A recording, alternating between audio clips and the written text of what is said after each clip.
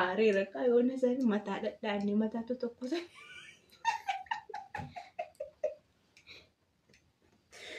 Yeroo garummaa dhugaa laammatee ture.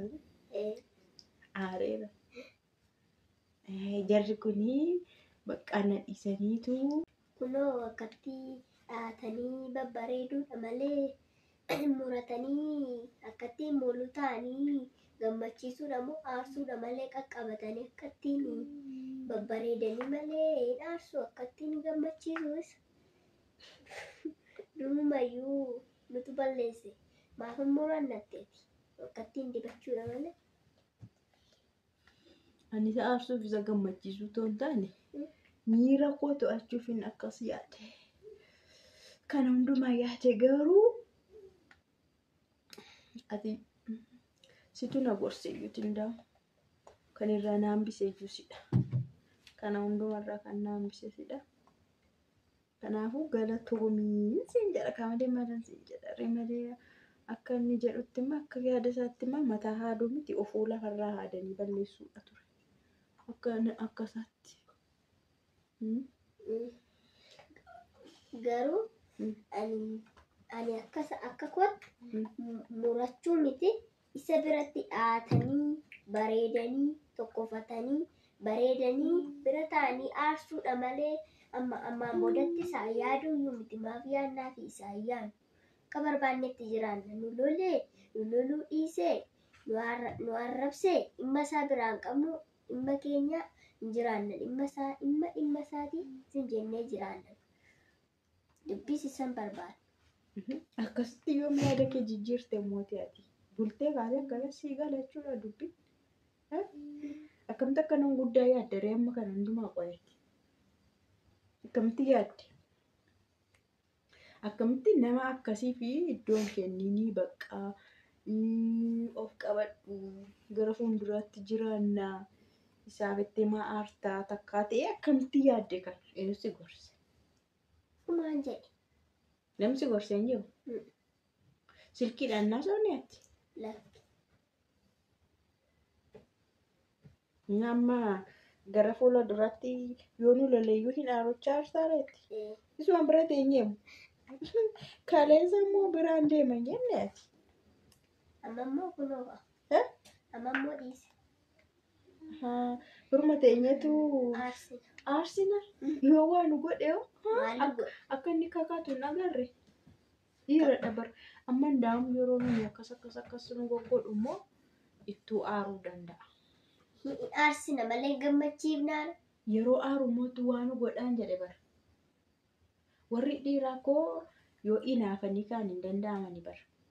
Ittuu aan irratti immoo akkas of godhaa jirti humaatti dhagaamu aaraallee hin jirtu itti dhagahamee bakka gadhiisii mataa ta'e jechuu danda'a. Innaa sana immoo tarkaanfii wayiin irratti fudhachuu danda'a. Maali? Amma nuni bira teenyee mataa addannee aarsinee gammachiifnee gammachuudhaan akkasumatti jiraachuu wayyaare. Jechuun akkasii jettus bareedaadha garuu immoo inni immoo maal godha seete yeroo akka kana taanu waa'ee koo dhiisaniiru isaanis jireenya mataa isaanii jiraachuutti ka'aniiru. Bakka jedhee aaruu danda'a. Inni amma kan inni gammadu kan isatti tolu yeroon isa faana aarree isa kadhannee maal jennu malee utuun rijeekti isa goone rijeekti jechuun waan isaatti dhiisnee dhimma isaa dhabnee jireenya keenyatti fufnee yeroo sana waan ta'e yaadachuudha hammina jal'ina yaaduu danda'a. Kan ammoo kan gochuu dandeenyuun yoo isa biraa deemnedha. Kan isaa waa'ee isaa dhimma dhabnee dantaa dhabnu waa'ee isaa yoo isa biraa deemnedha. Si galeera? Dura deemnee immoo biraa deemnee immoo ijoollee kana. Amma immoo ijoollee kana jechuutti kaasee maaliif iddoo meeqa haasoftaa gara mee eeggatte ijoollee maroo dhimma taati ijoollee koo jedhaa ture nan guddisa har'a immoo ijoollee kana obboloota kee taanaa sitti dhaga'amu jalqabe moo? Eeggadda kaleessa faati maal jechaa turte? Haa guddifatu ijoollee sana. Amma immoo akkatti murannee aarsuurra gammachiisuurra asuma teenyee guggumnee ijoollee kana faana jiraachuu akkanatti ayyaada kee kun naa galaa hin jiru. Haalaati haasoftuun takkaanii maaliin ta'a takkaanii nan deema takkaan ijoollee kanaa takkaanii akkoo baran deema takkaan biraa deema takkaan iddoo ta'e na geessi. Iddoo si qabadhu iyyuu dhabe abboo maala takka nama guddaa gaggaragaltu qoy. Bultee kaatee yaaduma haaraa fidda. Maaliif ga'a? Ani ta'u murteessee iyyuu akkatti siif jedhee waa tokko murteessu hin jiru jechuudha. Siif jedhee iyyuu akkatti murteessu hin qabu jechuudha. Kanaafiyyuu gara fuulduraatti akkanatti jiraachuun illee haa ta'u garuu isa bira taa'uun keenya hin jiru. Si galeera.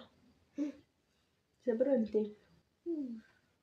Garuu maaltu jira seete inni namatti nama tokkotti hin himiyaayyuu. Namni tokko mee maqaa koo haa dha'uu jedheera miti. Aareera kaayoon isaanii mataa dhadhaannee mataatu tokko sana.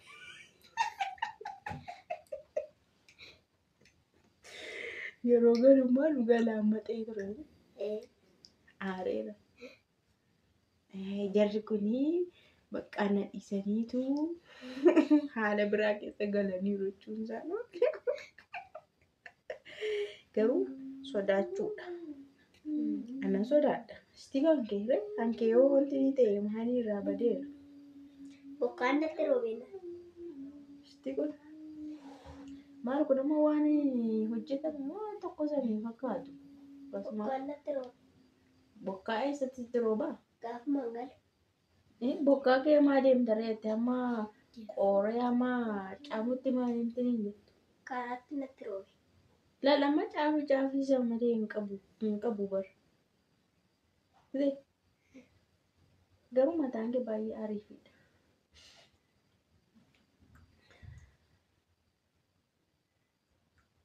Kana argeeka. Mataan kun haadamee oli kaleessa.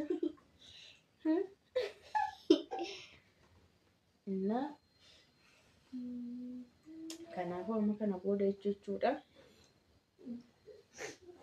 Atillee taanaan murteessi bakka. Yaadeen amma murteeffachuu maatu barbaachisa malee inni araaramee inni dhiiba garuu wanti jiru tokko immoo jira. Maayiniin dhufti. Inni garuu namni tokko akkanatti hin dubbanne dheeramti. Namni tokko waa'ee kanaa maqaa koo akkan dhoofnee dheera. Maatii keessaas eenyu keessaas akka namni tokko maqaa koo dhoofnee jedheera. Miti garuu maal na dhufaa jetteetti. Ishee kana bichaadha kan nuti ilaalu kana booda jechuudha. Wanti hafee ishee kana bichaadha. Maal waan tokko itti dubbatti isa waanaan naasoftii. Waan isheen jettu waan isaan jedhanii ishee kana bichaadha. Kana ala namatti jaarsummaa baasnu namatti dhiifamanuu gaafadhaa jennu tokkollee hin jiru. Isa booda wanti ta'u maalidha? Murteeffannee jireenya keenya akka ammaatti fufuudha jechuudha. Laash jennee fataa jechuudha. Malee isa eeggaddayyuu seexana na dogoggorsee oole. Sana na adda adda jedhe. Malee seexanaaf garaa bannaare. Kanaafuu illee amma yoo ati tasgabboofti irra caalammoo anillee kan tasgabbaa'u si galeera. Yoo ati dhiistee waa'ee isaa yaaduu dhiistee dhiphachuu dhiistee yaadda'uu dhiistee yoo ati hunduma isaayyuu dhiistee anillee na dhiisachuudha. Garuu yoo ati waa'ee isaan aartatee biraan deemattee anuunan deemattee garaa kutadheera yoo ati jette anillee aaruu dhiisu. Anillee waan biraa keessa galuu dhiisu. Kanaafuu ati akka inni jabaadhuu fi akka inni dhiisuu fi waa'ee isaa irraanfachuu qabda. Si galeera. Amma maayiniin dhuftee amma isheen dhuftee waan tokko dubbattee isa dhumaa jechuudha kun isa dhumaati. Bakka isheen daa'im dura iyyuu sodaattee turte amma immoo maayittee reeffa firaa sagal dhiquu waanuma kamiifiyyuu yoo natti dubbates yoo na faanaases yoo na kabajes yoo na kabajuu baates nan dhufaa jetteetti. Ishee kana bichaa eegna. Kanaan yoo inni waan tokko jedhe okay. Yoo inni jechuu baate garuu nu jireenya keenyatti fufnaa jechuudha. Si galeera. Ijoollee warra kanallee waan isarratti dhiisuu hin qabu. Ijoollee dhatti dhama'ee amma kana nafaana dahee miti nafaana guddises miti. Beekaa.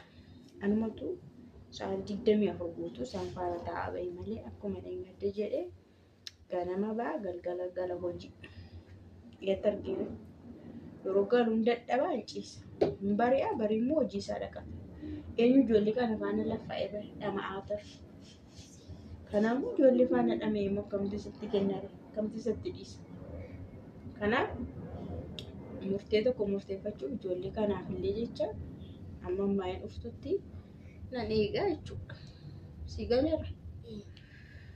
Amma sanaatti garuu mataa keenyallee fataa'inna rifeensa keenya fataa'inna nyaata keenyallee amma rakkoo guddaa moo isa nyaata jidduudha. Yeroo tokko isa nyaata nyaachuu jiddu. Si galee nyaatallee yeroo hojjetame yeroo kamittillee waan argame nyaachuu qabda. Bakka namni garaa kutate maal godha? Garaa kutanna wanta barbaade nyaata. Waan barbaade nyaata, waan barbaade dhugaa, waan barbaade uffata. Garaa kutanna. Kanaafuu akka kanaatti atillee nu hubachuu qabda. Erga inni akkas ta'e ati yoo na hubatte rakkoo hin jiru. An karaa lamaanuu akka miidhamne jechuudha. Tokkoffaan karaa isaa lammaffaan karaa kee. Atis akka isaatti aartee jireenya haadha koo maal godhee maal jedhe yoo ati jette nan aara.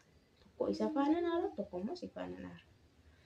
Kanaafuu aariin tokkumatti akka naa galuu fi ati na hubachuu qabda.